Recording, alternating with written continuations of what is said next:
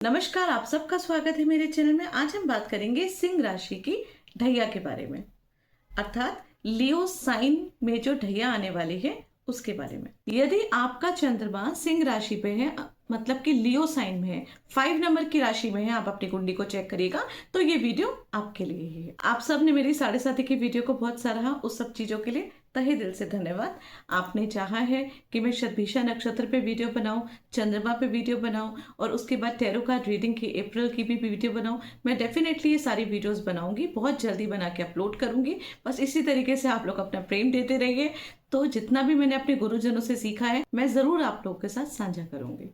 और अगेन मेरी रिक्वेस्ट है, जो लोग इस चैनल में नए आए हैं वो सब चैनल को सब्सक्राइब करें, जिससे कि आगे जो मैं वीडियोस आप लोग को देती रहूं उसका अपडेशन आप लोग को मिलता रहे। तो पहले हम ये जान लेते हैं कि एक्चुअली ढैया होती क्या है। सारे जो प्लैनेट्स होते हैं और उनका जो पूरा चक्र होता है 12 राशियों का, उसको रिवॉल्व करने का सबका अपना अपना ड्यूरेशन होता है। सबसे स्लो प्लैनेट जो है वो है शनिदेव, और शनिदेव जो है वो एक राशि में 2.5 साल रहते हैं, और पूरा जो उनका जो चक्र है उसको रिवॉल्व करने में उनको 30 ईयर्स लगते हैं। तो जिस वक्त किसी भी राशि के चंद्रमा से चतुर्थ भाव या फिर अष्टम भाव, चतुर्थ भाव या फिर अष्टम भाव से शनिदेव गोचर करके निकल रहे होते हैं, अर्थात ट्रेवल या ट्रांसिट करके निकल रहे होते हैं, तब उस व्यक्ति की ढैया स्टार्ट होती है। तो अभी सिंह राशि में जो शनिदेव है वो अष्टम भाव से गोचर करते हुए निकल रहे हैं, क्योंकि अष्टम भाव पे सिंह राशि की जो है वो मीन राशि है। तो शनिदेव की ढैया जो है वो सिंह राशि वालों की 29 मार्च 2025 पे स्टार्ट हो जाएगी, जो कि अगले 2.5 साल तक यहाँ पे रहेगी। इस वीडियो में हम ये जानते हैं कि शनि की ढैया का क्या असर होगा सूर्यदेव की राशि में।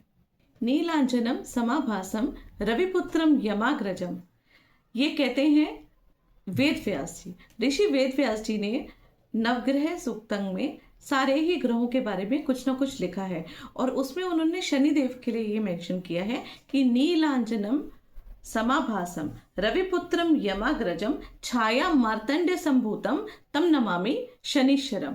जिनका पूरा जो शरीर है वो नीले रंग का है, जो रवि के पुत्र हैं, रवि अर्थात सूर्य देव के पुत्र हैं, जिनके जो बड़े भाई हैं, जो बड़े भ्राता हैं वो यमराज हैं, जो छाया से उत्पन्न हुए हैं, अर्थात जिनकी माता जो है वो छाया है, उन शनिदेव को मैं प्रणाम करता हूँ।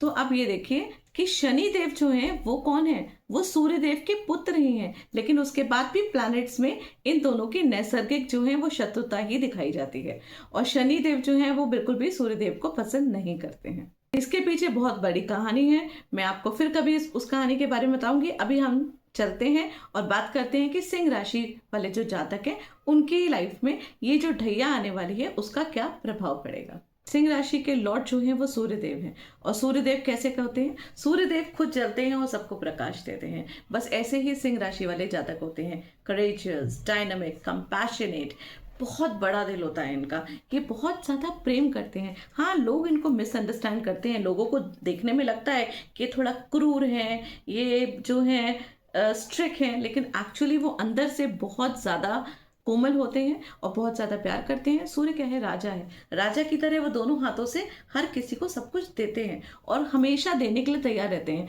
बहुत सारे इंटरनल सेक्रीफाइसेस हैं जो सूर्य राशि वाले लोग करते हैं, लेकिन हाँ, कह सकते हैं सूर्य राशि वाले लोगों को थोड़ी अपनी वाहवाही पसंद होती है, उनको पावर पसंद होती है, वो झुक के नहीं रह सकते, उनको झुक के रहना पसंद नहीं है।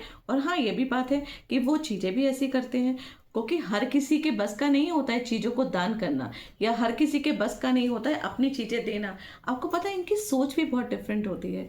ये जो सूर्य राशि वाले लोग होते हैं वो सिर्फ अपना नहीं सोचते हैं, हमेशा उनका ध्यान रहेगा कि कुछ ऐसा काम किया जाए जिससे बहुत सारे चूल्हे जो हैं, घर के चूल्हे, वो जल सकें, बहुत सारे लोगों के घर में जो है वो किसी न किसी तरीके की आमदनी हो सके। मतलब उनकी थिंकिंग जो है ना वो बहुत डेप्थ में होती है, बहुत डीप होती है, और ये क्वालिटी जो है वो सूर्य राशि वालों में भी होती है, सूर्य लगन वाले में भी होती है, बाकी रह जाती है आपकी प्लानिटरी जो पोजिशंस हैं। क्योंकि कई बार ऐसा होता है कि सूर्य लगन है या सूर्य राशि है, लेकिन उसके साथ और कौन कौन से प्लैनेट्स बैठे हैं। वैसे तो मोस्टली ऐसा होता है कि मरकरी और वीनस वो सूर्य के इर्द गिर्द ही घूम रहे होते हैं, तो वो कहीं ना कहीं वो लोग तो उनके पास होते ही हैं। उसके अलावा कोई और प्लैनेट भी अगर बैठे हैं तो व्यक्ति का जो बिहेवियर है, नेचर है, थोड़ा सा बदल सकता है। लेकिन अदरवाइज सूर्य राशि वाले लोग जो हैं वो बहुत ही अलग होते हैं, एक अलग तरीके के लोग होते हैं। आप इन पे विश्वास कर सकते हैं, ये धोखेबाजी नहीं करते हैं किसी के साथ भी। अब जैसे मैंने आपको बताया सूर्य देव का बिहेवियर, सूर्य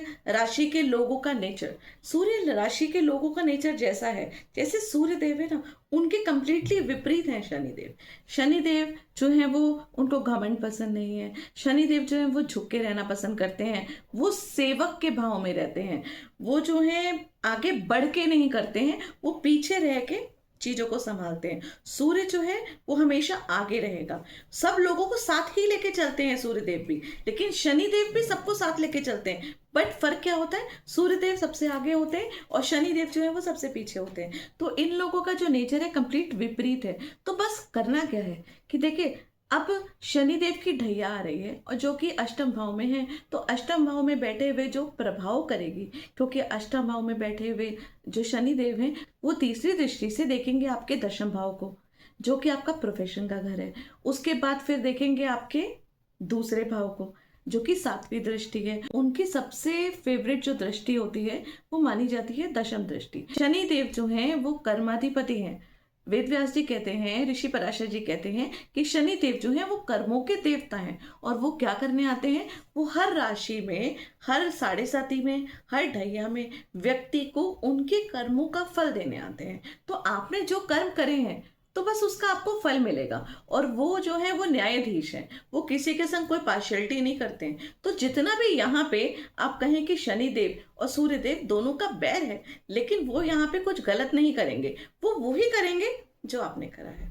जो आपने करा है बस आपको प्रॉपरली, जो आपका काम है, जो आपने कर्म करे हैं, उसका फल देंगे। अब आपको करना क्या है, देखिए शनिदेव अष्टम में आके बैठ रहे हैं तो 8th हाउस एक्टिवेट हो रहा है। 8th हाउस होता है पैतृक संपत्ति का, 8th हाउस होता है आपके लंबी बीमारी का, 8th हाउस होता है अकल्ट साइंस का, 8th हाउस होता है रिसर्च का, 8th हाउस होता है तंत्र विद्या का, 8th हाउस होता है ससुराल का। तो ये सारी चीजें जो है वो एक्टिवेट होंगी। 8th हाउस एक्सीडेंट्स का भी होता है। तो ये सब चीजें जब वहां पे एक्टिवेट होंगी तो आप उस चीज को पॉजिटिवली एक्टिवेट कर सकते हैं। आप यहाँ पे जो शनि सूर्यदेव जब यहाँ पे आएंगे तो कहीं ना कहीं उनकी जो दृष्टि पड़ेगी तो चीजें जो है यहाँ से रिलेटेड जो है उसका प्रभाव है वो सूर्य राशि वाले को पड़ना शुरू होगा। अब क्योंकि वो उनके मित्र नहीं हैं तो डेफिनेट बात है कि वो उनके लिए बहुत अच्छा तो नहीं करने वाले हैं, लेकिन उनका एक नेचर है शनिदेव का कि वो न्याय के देवता हैं, वो न्याय प्रिय हैं। तो वो एकदम ठीक ठीक सब कुछ करेंगे, लेकिन क्या करेंगे, चीजों में डिले होगा, डिटेलिंग में जाएंगे। मतलब कि जितनी जितनी भी चीजें हैं जो रिलेटेड है 8th हाउस से, वो सब चीजें थोड़ी सी स्लो हो जाएंगी। जैसे कि आप कह सकते हैं कि अगर आपने कुछ उल्टा सीधा खाया तो माइट बी फूड पॉइजनिंग वगैरह से आपको बचना होगा, क्योंकि यहाँ पे बैठे हुए शनि देव जो हैं वो दूसरे भाव को भी देख रहे हैं। और दूसरा भाव क्या होता है, मुख का होता है। हम उससे कुछ खाते पीते हैं तो आपको खाने पीने का थोड़ा नियंत्रण रखना पड़ेगा, ध्यान रखना पड़ेगा। क्योंकि आप अपना अच्छा सा खाना, अच्छा सही तरीके से हेल्दी खाना खाएंगे तो क्या होगा कि अष्टम भाव में कुछ भी ऐसी नेगेटिव चीज नहीं होगी। ड्राइविंग वगैरह थोड़ा ध्यान से करिएगा, कोई भी तरीके की बीमारी ना लगे, उसके लिए खाने पीने का ध्यान रखिएगा। ससुराल पक्ष वालों के साथ रिलेशंस अपने बना के रखिएगा कि उनके साथ कोई आपकी अनबन ना हो, वहाँ पे किसी को हेल्थ इशू ना हो। आप उनका एक सेवा का भाव वहाँ पे रखिएगा। देखिए मुझे पता है ये आपके नेचर के कंप्लीटली विपरीत है कि आपको मैं बोलूँगी कि आप अब थोड़ा शनिदेव की तरह झुक के चलना शुरू करिए। आप थोड़ा सा जो आपका बिहेवियर है, एक डायनामिक, एक पावरफुल, उसको थोड़ा सा डाउन करिए, क्योंकि शनिदेव एक्चुअली आपसे यही करवाना चाहते हैं। और अगर आप उस चीज़ को एक्सेप्ट कर लेंगे, उस चीज़ को मान लेंगे, तो बस ढैया आपकी ये जो 2.5 साल है बहुत आराम से कट जाएंगे। और उसके बाद क्या होता है कि शनिदेव जो हैं वो अष्टम में बैठे हुए कहाँ देखेंगे, प्रोफेशन वाले हाउस में देखेंगे। प्रोफेशन वाले हाउस में आपका काम की जिम्मेदारी बहुत बढ़ जाएगी। आपके पास जो आप 10 काम करते थे पूरे दिन में, हो सकता है वो 10 की जगह आपको 20 मिल जाए, आपको डबल काम मिल जाए। हाँ, सैलरी, अगर आप जॉब करते हैं तो सैलरी हो सकता है स्लो बढ़े, आपको डिटेलिंग करनी पड़े, आपके ऊपर रिस्पॉन्सिबिलिटीज ज्यादा बढ़ जाए, तो उससे घबराइएगा मत, क्योंकि जिम्मेदारी होगी, आपको काम मिलेगा, जॉब नहीं जा रही है आपकी। लेकिन अगर आप वहां पे अपने काम से इरिटेट होंगे कि मैं इतना काम क्यों करूं या इस तरीके की चीज, तो फिर ये हो सकता है कि जो आपके इमीडिएट बॉस है, जो रिपोर्टिंग मैनेजर है, उनके साथ आपकी कुछ अनबन हो। तो आपको इस चीज का ध्यान रखना पड़ेगा, थोड़ा सा अपने अंदर पेशेंस रखनी पड़ेगी, थोड़ा सा अपने गुस्से को शांत रखना पड़ेगा, थोड़ा सा झुक के चलना पड़ेगा। ये सोच लीजिएगा कि हाँ ठीक है, ये 2.5 साल जो हैं ये मेरे को अपने थोड़े से झुक के चलाने हैं, क्योंकि अभी शनि देव की जो दृष्टि है वो यहाँ पे पड़ रही है। लेकिन उसमें भी आपको बहुत ज्यादा टेंशन लेने की जरूरत नहीं है, क्योंकि 14 मई तक जुपिटर तो यहाँ पे है। अब जुपिटर यहाँ पे बैठे हुए होंगे, तो जहां पे गुरु बैठे हुए होते हैं वहां के घर को वो कभी खराब नहीं होने देते हैं, और शनि देव वहां पे देखेंगे, गुरुदेव वहां पे बैठे हुए हैं, तो वो प्रोफेशन आपका संभला रहेगा। हो भी सकता है कि आपको काम मिलेगा, लेकिन प्रमोशंस वगैरह जो है थोड़ा सा डिले हो जाएंगे, लेकिन आपको काम से रिलेटेड कोई प्रॉब्लम नहीं होगी। अब होगा क्या कि यहाँ पे शनिदेव 8th हाउस में बैठे हुए दूसरे भाव को देखते हैं, तो दूसरा भाव होता है कुटुंब का, दूसरा भाव होता है आपका बैंक बैलेंस का, दूसरा भाव होता है आपकी वाणी का। सबसे इंपॉर्टेंट दूसरा भाव होता है आपकी वाणी का। तो आपको अपनी वाणी पे थोड़ा सा नियंत्रण रखना होगा, किसी के साथ भी आपकी कोई अनबन ना हो, किसी को अपशब्द ना बोले। देखिए, आपको है ना यहाँ पे इन सब चीजों का ये ध्यान रखना पड़ेगा कि 10th भाव में प्रोफेशन में भी कुछ ना कुछ दिक्कत हो सकती है। आपके पास स्ट्रेस ज्यादा आएगा, आपके पास काम ज्यादा आएगा। तो जब काम ज्यादा आता है, स्ट्रेस ज्यादा आता है, तो व्यक्ति थोड़ा परेशान होता है, तो उसकी वजह से आप किसी के साथ कुछ गलत बिहेव मत करिएगा। और यहाँ पे दूसरे भाव में, क्योंकि दूसरा भाव आपकी फैमिली का होता है, तो फैमिली मेंबर से किसी से भी किसी भी तरीके की कोई आर्ग्यूमेंट या किसी भी तरीके का किसी को कुछ कहना या कुछ ऐसा कहना जिससे उनको दुख हो, वो मत करिएगा। इसलिए कह रही हूँ क्योंकि यहाँ पे आप जो भी कर्म करेंगे उन सबका फल आपको पता है कहाँ मिलेगा, उन सबका फल आपको मिलेगा 5th भाव में, क्योंकि शनि देव जो हैं 8th भाव में आपके बैठे हुए अपनी 10वीं दृष्टि से देख रहे हैं आपके 5th हाउस को। और 5th हाउस क्या होता है? 5th हाउस सुख का होता है, खुशी का होता है। हमारे मन की जो खुशी होती है ना, हमारी जितनी भी हॉबीज होती हैं उसका 5th हाउस होता है। जो जो स्टूडेंट्स हैं, जो पढ़ाई वगैरह करने जा रहे हैं, जो आगे का कुछ ना कुछ कोर्स करना चाहते हैं, तो उन सब में थोड़ा सा बाधाएं आएंगी, थोड़ा सा कंफ्यूजन क्रिएट होगा। तो 5th हाउस उस चीज का भी होता है। 5th हाउस हमारी संतान का होता है।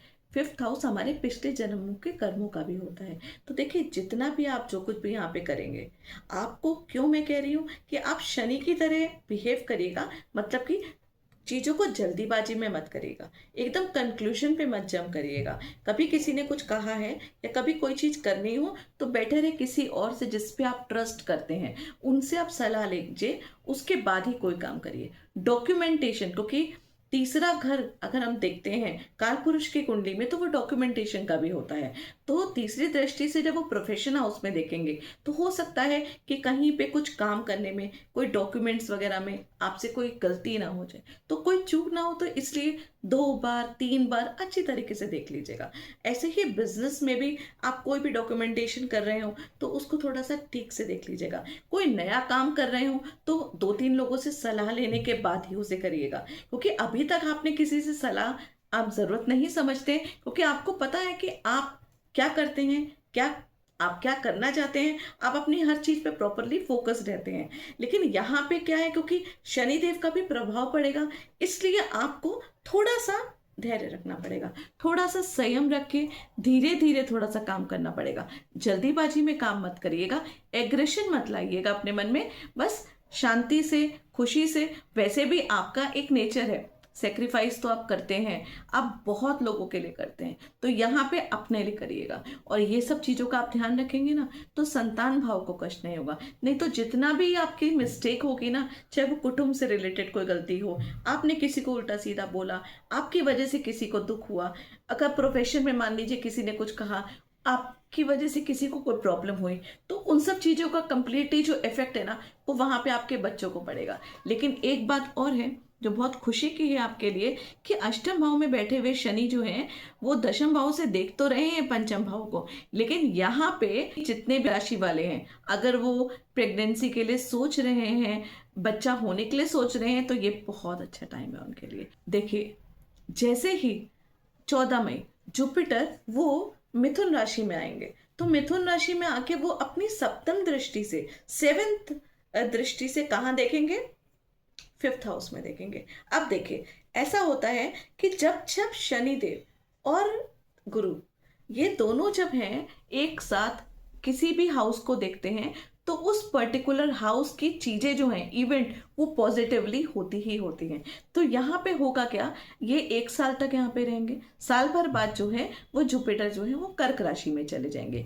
तो 1 साल तक समझ लीजिए कि आपको अपने बच्चों से रिलेटेड बहुत बहुत पॉजिटिव चीजें सुनने को मिलेंगी। आपके बच्चे कोई काम कर रहे हैं, कोई काम करना चाहते हैं, किसी भी तरीके की पढ़ाई करना चाहते हैं, स्पेशली पढ़ाई से रिलेटेड, तो वो कर पाएंगे। खुशियां आएंगी आपके घर में। आपके घर में अगर कोई प्रेग्नेंट लेडी है, कहीं बच्चा होने वाला है, तो वो आपको बहुत खुशियां देते हुए आएगा बच्चा।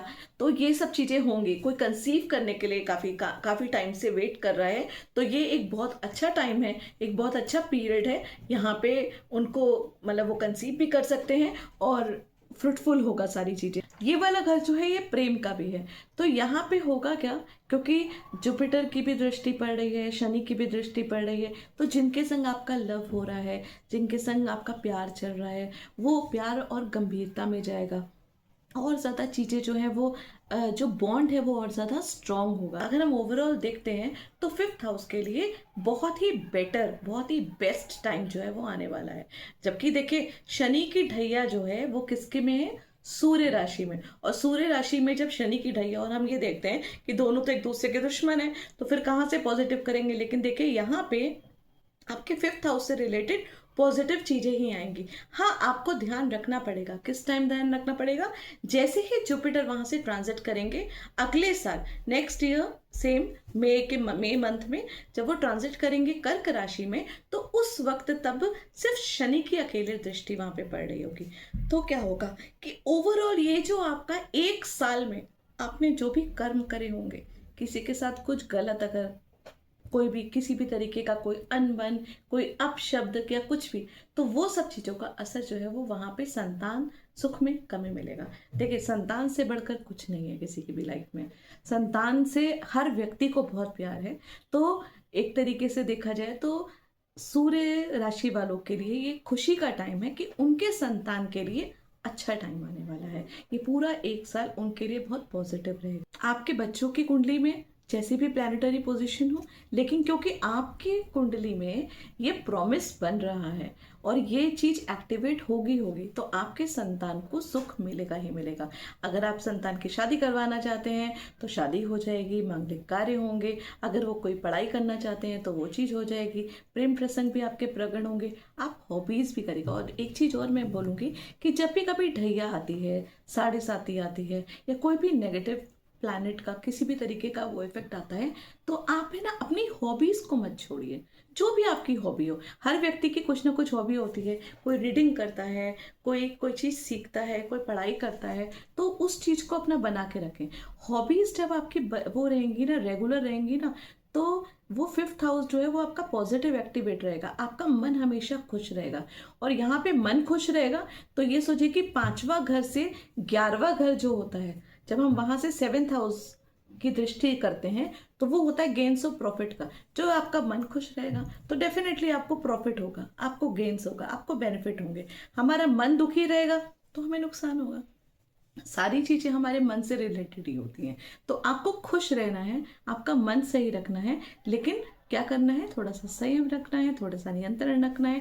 प्रोफेशनल लाइफ थोड़ी सी डिस्टर्ब हो सकती है, उसका ध्यान रखना है। और डिस्टर्ब क्या होगी, काम का बर्डन ज़्यादा बढ़ेगा। सेकंड हाउस है तो बैंक बैलेंस थोड़ा कम हो सकता है इस साल आप थोड़ा सा कम जोड़ें पैसा। ये जो ढैया में कई बार ऐसा होता है कि बैंक बैलेंस खाली हो जाता है, हम जो चाहते हैं कि हमारी सेविंग्स बढ़ती रहें तो वो नहीं बढ़ पाती हैं। तो उसके लिए आप लोग पैनिक मत होइएगा, उसके लिए परेशान मत होइएगा, क्योंकि ये ध्यान रखिएगा कि ढैया है, चल रही है शनि की, तो उसमें उसका असर तो पड़ेगा, क्योंकि शनिदेव वहाँ पे बैठे हुए हैं।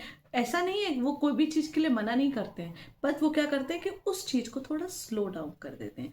होगा, सारे काम होंगे, डेफिनेटली होंगे जहां पे शनिदेव की दृष्टि पड़ रही है, लेकिन वो क्या करेंगे, थोड़ा सा धीमे कर देंगे। अब क्या है, क्योंकि यहाँ पे शनिदेव की दृष्टि दशम भाव में पड़ रही है तो जुपिटर की भी पड़ रही है। तो जब जुपिटर और शनिदेव दोनों की दृष्टि पड़ेगी तो जैसे शनिदेव पंचम भाव में चीजों को स्लो करने लगे थे, तो वो प्रॉपरली स्लो नहीं होगा। इनफैक्ट वहां पे इवेंट्स जो है वो होंगे, वहां पे प्रॉफिटेबल इवेंट्स होंगे जो कि पॉजिटिव तरफ जाएंगे। अब बाकी चीजें डिपेंड करती हैं आपकी खुद की प्लानिटरी पोजीशंस में। अगर आपको कंसल्टेंसी चाहिए, आपको प्लानिटरी पोजीशंस के बारे में जानना है, तो नीचे दिए गए नंबर पे मुझसे संपर्क कर सकते हैं। देखिए, प्रोफेशन डिले, प्रमोशन थोड़ा सा पोस्टपोन हो सकता है। अगर पैतृक संपत्ति से कोई चीज का रिलेशन है तो वो थोड़ा स्लो हो सकता है। आप एक काम कर सकते हैं कि 8th हाउस एक्टिवेट हो रहा है तो किसी रिसर्च में चले जाइए, जिस भी चीज में आपका इंटरेस्ट है तो आप वो चीज करने लगिए, पढ़ने लगिए। आप अकल्ट में जा सकते हैं, ज्योतिष विद्या का भी ज्ञान कर सकते हैं, क्योंकि 8th हाउस ज्योतिष विद्या भी होती है। अब वो चीज भी कर सकते हैं, तो आपका जो है वो 8th हाउस पॉजिटिवली एक्टिवेट होगा, तो वहां पे भी आपको बेनिफिट मिल जाएगा।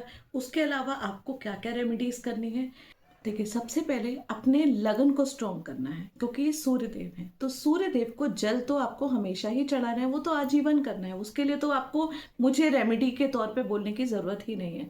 और कभी ऐसा लगता है आपको कि आप कहीं पे ट्रेवल कर रहे हैं और सूर्यदेव को आप जल नहीं दे सकते, तो आप विजुलाइज कर सकते हैं।